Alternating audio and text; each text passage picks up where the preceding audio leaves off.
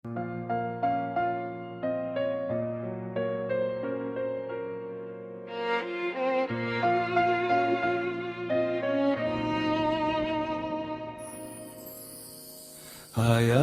bar kez kelgen jerge barasın, kolunda bar juğunıp şayın alasın.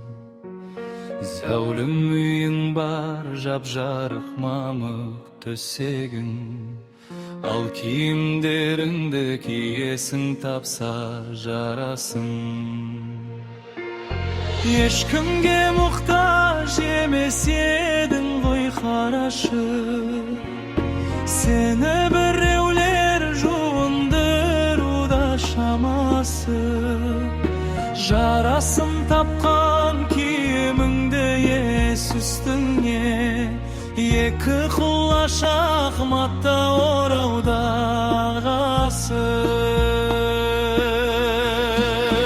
Төселмепті астыңа мамық төсегің, дәл осындай емес еді ғой есебің.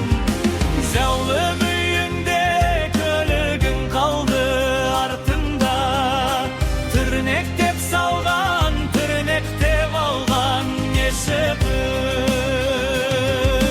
Тіршілігіңде шамаң жетсе де баруға, бармадың, ниет болмады құрбан шалуға.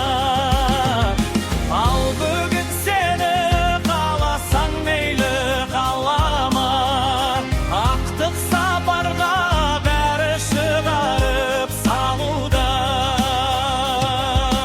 Кең сарай үйдің жатушы едің түрінде, мәңгі осындай болатын таным сенімде. Қараңғы қапас жыр қойнауына салуда, қалай жатады екенсің тар төрінде.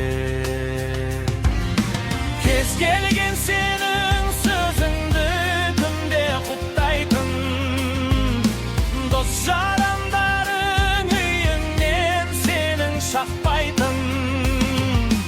Туған туысың бәрі асығып көмуде, еш қайғысының түрі жоқ жылап сықтайтын. Сен ешкімге керек емессің, ұқтың ба? Дүние қуып жүруші едің, ұттың ба? Екі періште сұрақ алуға келеді, тірі кезіңде жай намазға өзі шықтың ба? Ең бірінші сұралар намаз иманың, жақсы амалың нәпсіңді берік тыйғаның.